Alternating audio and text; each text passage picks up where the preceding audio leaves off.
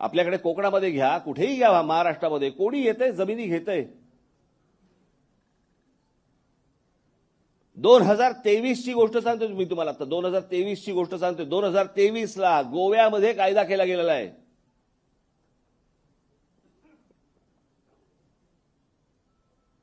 काय कायदा केलाय की गोव्यामधली जी शेत जमीन आहे ती सहज कोणाला मिळणार नाही. आणि जर शेत जमीन जर समजा तुम्हाला कुठची घ्यायची असेल गोव्यामध्ये, तर तुम्हाला शेतीच करावी लागेल. तिथे तुम्हाला दुसरा धंदा व्यवसाय करता येणार नाही.